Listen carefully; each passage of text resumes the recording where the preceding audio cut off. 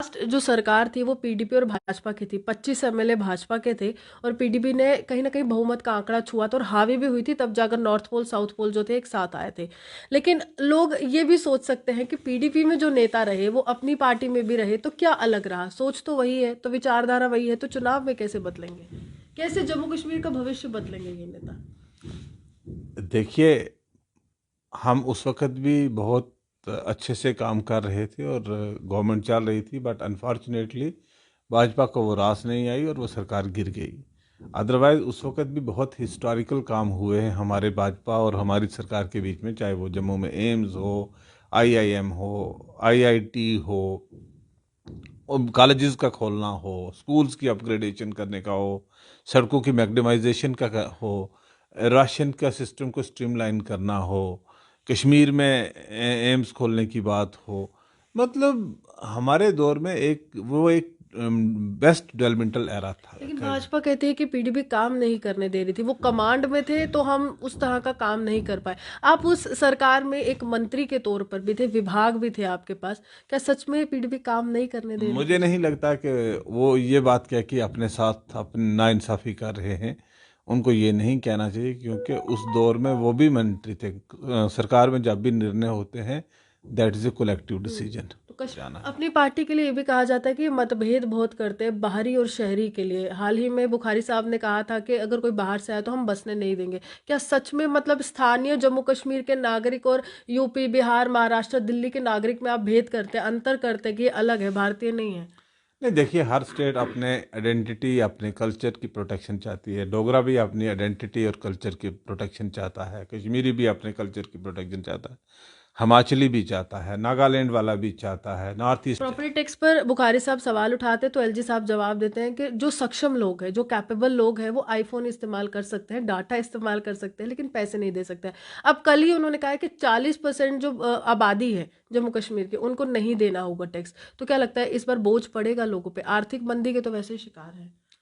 Naturally इस वक्त देखिए, ये टैक्स जो है ये एक सिविक टैक्स है, और सिविक जो लोग म्यूनसिपल एरियाज में रहते हैं उनको इसका वो फैसिलिटीज अवेल करते हैं, और उसके लिए टैक्स जो है वो हर सारी कंट्री में दिया जाता है। एक्ट को जम्मू कश्मीर में लागू करना, नेशनल फूड सिक्योरिटी एक्ट एक नेशनल फ्लैगशिप प्रोग्राम था, और वही एक मेन सोर्स था जिसके ज़रिए रियासत जम्मू कश्मीर में फूड प्रोवाइड करना था। बट अनफॉर्चुनेटली हम यहाँ पे सरकारें जो थी वो कर नहीं पा रही थी, लेकिन हमने एक निर्णय लिया उस वक़्त, क्योंकि लोगों की अप्रीहेंशंस थी कि एनएफएस से लागू होने से यहाँ पे लोगों को राशन जो है वो कम हो जाएगा। लेकिन हमने उस वक़्त एक और स्टेट लेवल की स्कीम भी स्टार्ट की कि हम सप्लीमेंट्री राशन देंगे लोगों को। हम अपने स्टेट रिसोर्सेज से राशन परचेज़ करते थे, और उसके बाद नेशनल फूड सिक्योरिटी एक्ट का जो राशन था वो भी मिलता था, और लोगों को सफिशिएंट क्वांटिटी में राशन मिलता था। कांग्रेस होगी, कश्मीर की पार्टी है।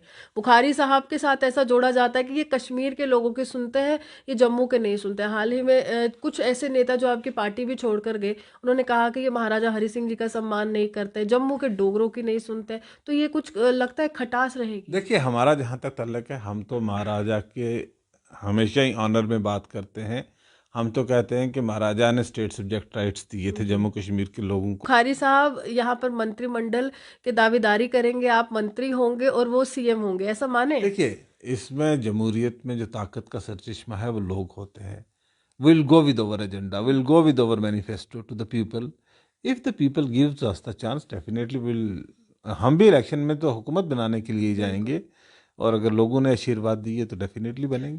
चाहे आम नागरिक हो या फिर राजनीतिक चेहरा, हर एक व्यक्ति इस समय एक ही सवाल कर रहा है कि आखिरकार जम्मू कश्मीर में वोट का अधिकार कब मिलेगा, कब आम जनमानस जो है वोट के अधिकार से अपने नेता को चुनेंगे, और कब राजनीतिक चेहरों का असल अस्तित्व राजनीतिक मैदान में जो है वो मापा जाएगा। क्योंकि स्थायी व स्थिर सरकार नहीं है, लेकिन सियासी सरगर्मियां साल 2024 के लिए काफी ज्यादा तेज हो चुकी है। जहां प्रधानमंत्री ने 400 प्लस आंकड़े की बात की है, तो वही तमाम राजनीतिक राजनीतिक चेहरे जो विपक्ष में बैठे हुए हैं वो भी अपनी सरकार बनाने की हामी भरते हैं। बड़ा सवाल ये है कि अगर जम्मू कश्मीर में चुनाव होते हैं तो जम्मू कश्मीर अपनी पार्टी के तमाम जो बड़े नेता है, जो पहले पीडीपी में भी शामिल रहे, किसी अन्य दल में शामिल रहे, वो जनता के दरवाजे तक कैसे जाएंगे और किन मुद्दों को लेकर जो है दस्तक देंगे। मिर्जा चौधरी जुल्फिकार अली साहब है, पूर्व में अगर हम कहें तो एक मंत्री के तौर पर एक लंबा कार्यकाल नहीं रहा, लेकिन एक मंत्री के तौर पर काफ़ी ज़्यादा काम जो है आम जनमानस के लिए किया। लेकिन अगर अभी चुनाव होते हैं तो सबसे बड़ा मुद्दा जो है अपनी पार्टी का क्या रहेगा। जुल्फिकार साहब, आपसे सबसे पहले जानना चाहेंगे कि अगर जिस तरह से सियासी सरगर्मियां तेज हैं, तो अगर अभी चुनाव होते हैं तो जनता के दरवाजे पर किन बातों को लेकर आप दस्तक देने वाले हैं? पहली बात तो ये है कि अभी इलेक्शन कहीं विजिबल दिखाई नहीं दे रहा। जो भी एक निर्णय सरकार ले रही है, टाइम एंड अगेन जो भी फैसले आ रहे हैं, ये क्लियर कट इंडिकेट करता है कि इलेक्शन जो है वो राउंड द कॉर्नर नहीं है। लेकिन अगर इलेक्शन होंगे, होने भी चाहिए, और क्योंकि एक बहुत बड़ा डिस्कनेक्ट हो गया है सरकार के और लोगों के बीच में, और इस डिस्कनेक्ट को दूर करने के लिए अगर इलेक्शन होते हैं तो सबसे बड़ा जो है गवर्नेंस का इशू है। यहाँ पे पिछले 5 साल से तकरीबन यहाँ पे चुनी हुई सरकार नहीं है।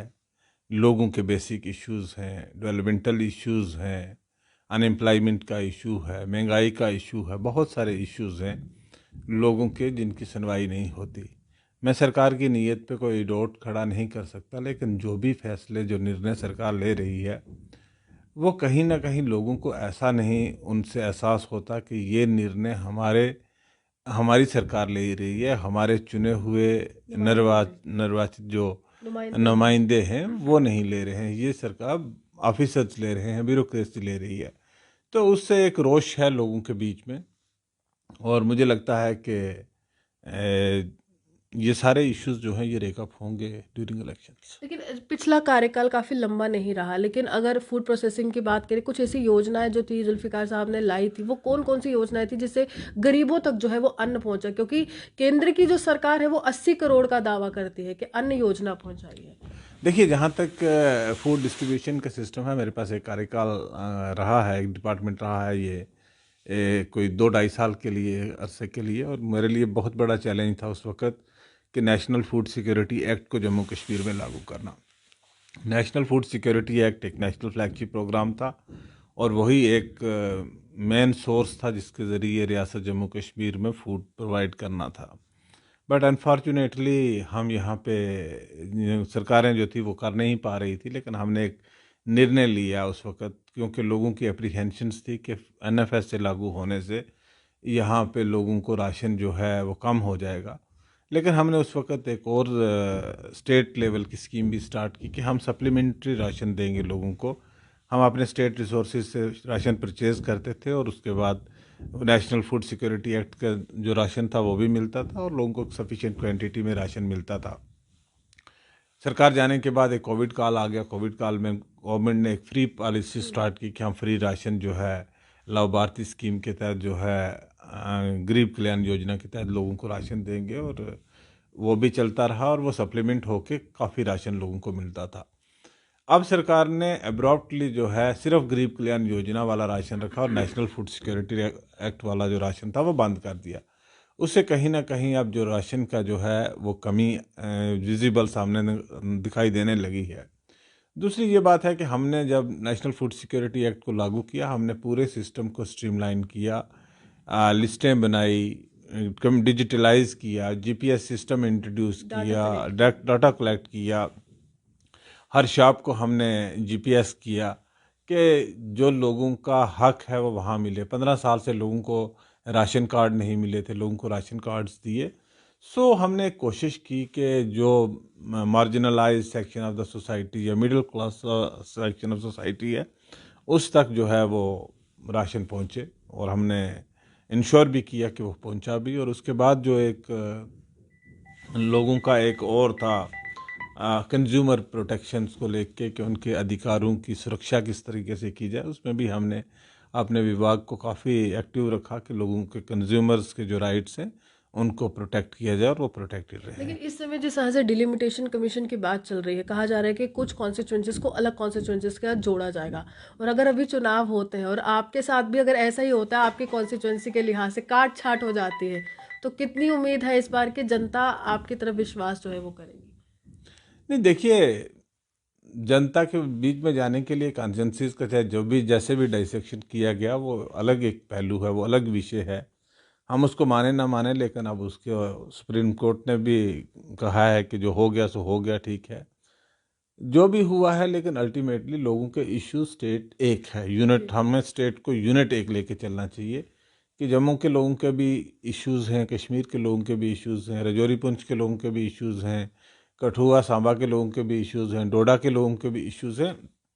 हर डिस्ट्रिक्ट के, हर लेकिन सेक्टर के ज्यादातर हम सवाल इश्यूज जब जो हैं पूछते हैं तो भाजपा यही कहती है या अन्य राजनीतिक दल हो, कांग्रेस हो, ये कश्मीर की पार्टी है। बुखारी साहब के साथ ऐसा जोड़ा जाता है कि ये कश्मीर के लोगों के सुनते हैं, ये जम्मू के नहीं सुनते हैं। हाल ही में कुछ ऐसे नेता जो आपकी पार्टी भी छोड़कर गए, उन्होंने कहा कि ये महाराजा हरि सिंह जी का सम्मान नहीं करते, जम्मू के डोगरों की नहीं सुनते। तो ये कुछ लगता है खटास रहेगी? देखिए, हमारा जहाँ तक ताल्लुक है, हम तो महाराजा के हमेशा ही ऑनर में बात करते हैं। हम तो कहते हैं कि महाराजा ने स्टेट सब्जेक्ट राइट्स दिए थे जम्मू कश्मीर के लोगों को 1927 में, और महाराजा के ज़माने में ये एक रियासत थी, फ्राम लखनपुर टू गिलगित तक की एक सबसे बड़ी, जो अभी आपने डॉक्टर करण सिंह जी का इंटरव्यू भी सुना होगा, तो एक सारी रियासत जो है ये एक बहुत बड़ी, ब्रिटिश इंडिया में सबसे बड़ी रियासत जम्मू कश्मीर थी। बट आज इसके अलग से लद्दाख अलग हो गया, एक 80,000 स्क्वायर किलोमीटर एरिया हमारा पाकिस्तान के कब्ज़ा में चला गया, कुछ हमारा चाइना के कब्ज़ा में इलाका चला गया। तो कुल मिला के अब बहुत छोटी सी स्टेट ये रह गई है, और ये स्टेट एक यूनिट है। मैं नहीं कहता हूँ कि आज हमारा प्रेसिडेंट कश्मीर से है तो ये कश्मीर की पार्टी होगी, कल हमारा प्रेसिडेंट जम्मू से हो तो ये जम्मू की पार्टी होगी। कहीं ना कहीं का एक ही प्रेसिडेंट, तो पार्टी का एक ही होगा। हमने हमेशा जब भी बात की, हमने कलेक्टिवली जम्मू कश्मीर की बात की, हमने हर जम्मू के रीजन्स और सब रीजन्स की बात की, जम्मू कश्मीर के सब रीजन्स और रीजन्स की बात की, और हमारा एक अप्रोच यही है कि हम रियासत के तमाम रीजन्स की बात करें। और देखिए, जो भी सरकार बनेगी, सरकार जम्मू कश्मीर के लिए बनेगी, सरकार कश्मीर के लिए नहीं बनेगी या ना जम्मू के लिए बनेगी। जो भी सरकार बनेगी वो जम्मू कश्मीर के लिए बनेगी, और जम्मू कश्मीर के लिए सरकार बनेगी तो उसमें मसाइल जो हैं वो जम्मू के भी वैसे हैं और कश्मीर और के भी वैसे भाजपा को हैं। कैसे टक्कर देंगे? वो तो पूर्णतः विश्वास के साथ 50+ आंकड़े की बात कर रहे हैं। देखिए, जहाँ तक भाजपा का ताल्लुक है, भाजपा का कोई, मुझे नहीं लगता कि कोई आधार इतना ज़्यादा है। वो इन डिफेक्टो गवर्नमेंट कर रहे हैं पिछले 5 साल से, तो पहले वो 2014 से still they are in power. उनको अपने रिपोर्ट कार्ड के साथ लेके जाना है वो आवाम तो के बीच में। 370 की बात लेकर जा रहे हैं। वो कह रहे हैं कि 370 हटने के बाद जो फायदे होंगे वो जनता के दरवाजे तक पहुंचाएंगे। देखिए, 370 के हटने के बाद कितना ला, ये तो एक बहुत बड़ा डिबेटेबल इशू है कि 370 हटने के बाद जम्मू कश्मीर के लोगों लेकिन को वो कितना कहते हैं एक कि लाभ मैनिफेस्टो में सबसे ऊपर यही होगा हमारे। होता रहे। लेकिन उसका लोग फिर वो अध्ययन करेंगे ना, उसका एक एनालिसिस करेंगे लोग के इसके जाने से फायदे कितने हुए और नुकसान कितने हुए। लास्ट जो सरकार थी वो पीडीपी और भाजपा की थी, 25 एमएलए भाजपा के थे और पीडीपी ने कहीं ना कहीं बहुमत का आंकड़ा छुआ था और हावी भी हुई थी। तब जाकर नॉर्थ पोल साउथ पोल जो थे एक साथ आए थे। लेकिन लोग ये भी सोच सकते हैं कि पीडीपी में जो नेता रहे वो अपनी पार्टी में भी रहे तो क्या अलग रहा? सोच तो वही है, तो विचारधारा वही है, तो चुनाव में कैसे बदलेंगे? कैसे जम्मू कश्मीर का भविष्य बदलेंगे ये नेता? देखिए, हम उस वक्त भी बहुत अच्छे से काम कर रहे थे और गवर्नमेंट चल रही थी, बट अनफॉर्चुनेटली भाजपा को वो रास नहीं आई और वो सरकार गिर गई। अदरवाइज उस वक्त भी बहुत हिस्टोरिकल काम हुए हैं हमारे भाजपा और हमारी सरकार के बीच में, चाहे वो जम्मू में एम्स हो, आईआईएम हो, आईआईटी हो, और कॉलेजेस का खोलना हो, स्कूल्स की अपग्रेडेशन करने का हो, सड़कों की मैग्नीमाइजेशन का हो, राशन का सिस्टम को स्ट्रीमलाइन करना हो, कश्मीर में एम्स खोलने की बात हो। मतलब हमारे दौर में एक बेस्ट डेवलपमेंटल एरा था। लेकिन भाजपा कहती है कि पीडीपी काम नहीं करने दे रही थी, वो कमांड में थे तो हम उस तरह का काम नहीं कर पाए। आप उस सरकार में एक मंत्री के तौर पर भी थे, विभाग भी थे आपके पास, क्या सच में पीडीपी काम नहीं करने दे रही मुझे थी? नहीं लगता कि वो ये बात कह के अपने साथ अपनी नाइंसाफ़ी कर रहे हैं। उनको ये नहीं कहना चाहिए, क्योंकि उस दौर में वो भी मंत्री थे। सरकार में जब भी निर्णय होते हैं, that is a collective decision. तो कश्मीर के नेताओं को डोगरों की याद आ रही है, ये भी भाजपा कह रही है कि अब वोटों की रणनीति है तो वोटों के लिहाज से अब जम्मू की याद आ रही देखिए, हम तो कश्मीर के लीडर नहीं हैं, हम जम्मू कश्मीर की बात करते हैं। और हम ना डोगरों की बात करते हैं ना कश्मीरियों की बात करते हैं, हम जम्मू कश्मीर के लोगों की बात करते हैं और will continue to talk for the people of Jammu Kashmir. Zulfikar sahab, ये जो पार्टी बी का टैग लग गया है और ये ज़्यादातर कांग्रेस में कहूँ या पैंथर्स पार्टी कहूँ, ये ज़्यादातर ये पार्ट बी का जो टैग आपको लगा रहे हैं और सी का टैग जो है वो गुलाम नबी आज़ाद साहब की पार्टी को लगा रहे हैं, तो इस टैग को इलेक्शन में कैसे हटाएंगे? मुझे नहीं लगता है कि ये अल्टीमेटली ये चलने वाली बातें हैं। यहाँ जब भी कोई नई पार्टी बनती है तो पुरानी पार्टियों को तकलीफ होती है, वो ये चीज़ें कहते रहते हैं, इट इज़ इमटेरियल लेकिन टू कारण ये भी हो पीपल सकता है नेवर ना कि टेक। धारा 370 की समाप्ति वहां पर जहां महबूबा मुफ्ती नजरबंद थी, डॉक्टर फारूक अब्दुल्ला नजरबंद थे, उमर अब्दुल्ला नजरबंद थे, वहां अल्ताफ बुखारी के साथ जुल्फिकार अली साहब आते हैं और एक नए राजनीतिक दल का निर्माण करते हैं, तो सवाल तो वहां से भी उठते हैं कि जहां तमाम नेता बंद थे तो वहां पर आपका उदय हो गया है सियासत का। नहीं नहीं, ऐसी बात नहीं है, उदय की बात नहीं है। उस वक़्त एक जो एटमॉस्फेयर था यहाँ पे, एटमॉस्फेयर ऐसा था कि लोग घबराए हुए थे, लोग परेशान थे, एक परेशानी का आलम था। और उस वक़्त हमने ये एक निर्णय लिया। हम भी बंद थे, हम निकले जब यहाँ से, हमें 2 महीने 4 महीने 6 महीने के बाद जब जब किसको छोड़ा गया, हमने कहा कि लोगों में एक चिंता है। कोई प्रेस बात नहीं कर रही, कोई सोशल मीडिया पे बात नहीं कर रहा, कोई एक्टिविस्ट बात नहीं कर रहा, लोगों को एक डर है और हम गवर्नमेंट ऑफ इंडिया से बात करें। और हमने गवर्नमेंट ऑफ इंडिया से बात की, हमने एक फ्रंट बनाया। जब 8 मार्च 2020 को हमने अपनी पार्टी फॉर्म की तो हम प्राइम मिनिस्टर ऑफ इंडिया के पास गए। हमने उनको कहा कि जम्मू कश्मीर के लोगों की ये अप्रीहेंशंस हैं। उन्होंने हमें आश्वासन दिया कि इस किस्म की कोई बात नहीं, ना यहाँ डेमोग्राफी चेंज होगा, ना यहाँ के लोगों के लैंड राइट लिए जाएंगे। और हमने काम शुरू किया। अल्टीमेटली किसी ना किसी को तो फोर फ्रंट पे आना था। लेकिन सवाल ये भी उठता है कि विपक्ष लगातार ये बुखारी साहब से कहता है कि हमें तो टाइम नहीं देते अमित शाह जी, इनको कैसे दे देते, ये नजदीकियां क्या कहती है, वो कहते हैं ये रिश्ता क्या कहलाता है। ये रेलिवेंट क्वेश्चन मुझे लगता है कि आप बुखारी साहब से ही पूछिए कि उनको टाइम मिलता है और उनको नहीं मिलता है। लेकिन आप भी काफी देर तक, अगर मैं कहूँ, वो नजदीकियों के साथ भी रहे हैं, विचारधारा आपकी भी वही है जो बुखारी साहब की है।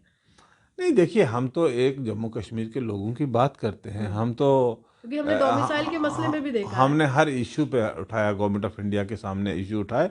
Ultimately they are the prime minister and they are the home minister of this country, we have to go to them only. और हमने किसके पास जाना है बात करने के लिए? We can not go to the Pakistan और चाइना और समबडी एल्स कि जहां उनको जाके हम पड़ोसियों से कुछ मांग के लाना है। जम्मू कश्मीर को जो लेना है वो तो with in the framework of the Indian constitution लेना है। और वो जो भी आज अगर भारतीय जनता पार्टी की गवर्नमेंट दिल्ली में है तो हमने उन्हीं से बात करनी है। कल अगर कांग्रेस की होगी, कम्युनिस्ट पार्टी की होगी, किसी की सरकार भी वहाँ होगी, जिसकी सरकार होगी हमने उसके पास जाना है। अपनी पार्टी के लिए ये भी कहा जाता है कि ये मतभेद बहुत करते हैं बाहरी और शहरी के लिए। हाल ही में बुखारी साहब ने कहा था कि अगर कोई बाहर से आए तो हम बसने नहीं देंगे। क्या सच में मतलब स्थानीय जम्मू कश्मीर के नागरिक और यूपी, बिहार, महाराष्ट्र, दिल्ली के नागरिक में आप भेद करते हैं, अंतर करते हैं कि ये अलग है, भारतीय नहीं है? नहीं देखिए, हर स्टेट अपने आइडेंटिटी, अपने कल्चर की प्रोटेक्शन चाहती है। डोगरा भी अपनी आइडेंटिटी और कल्चर की प्रोटेक्शन चाहता है, कश्मीरी भी अपने कल्चर की प्रोटेक्शन चाहता है, हिमाचली भी चाहता है, नागालैंड वाला भी चाहता है, नॉर्थ ईस्ट की स्टेट्स भी चाहती हैं।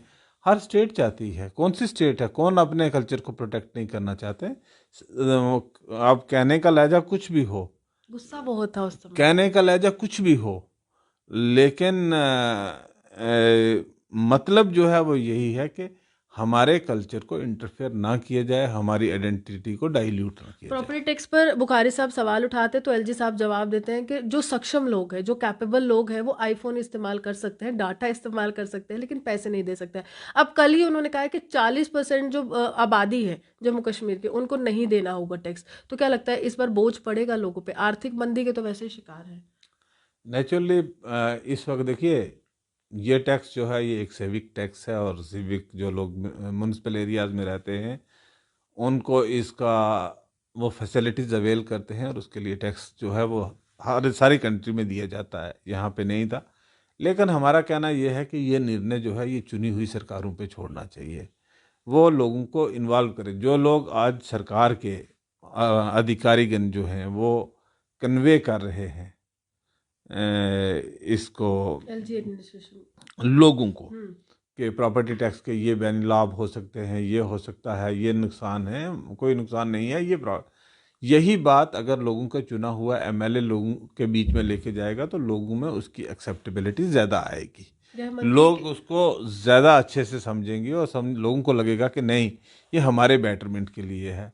तो जो लोगों में और सरकार के बीच में गैप है, हम यही कहते हैं कि चुनाव हो जाए और चुनाव होने के बाद ही हम इन सारे जो निर्णय हैं उन पे बात की जा सकती लेकिन है। यहाँ पर सवाल ये उठता है कि पहले आप 370 की चर्चा करते थे, लेकिन जब से सुप्रीम कोर्ट में मामला पहुंचा है तो बुखारी साहब कहते हैं कि लंबित है, इस पे बात नहीं करेंगे। अब स्टेटहुड की बात करते हैं, वो तो आपका एक और इशू रहा है, तो वो कह रहे हैं कि इलेक्शन के बाद आएगा। तो क्या लगता है, बिफोर इलेक्शन आना चाहिए या बाद में आना चाहिए इलेक्शन के? स्टेटहुड, बिल्कुल। देखिए हम तो कहते हैं कि एक कमिटमेंट है on the floor of the parliament, commitment है कि हम इसको जो है स्टेटहुड को रिस्टोर करेंगे।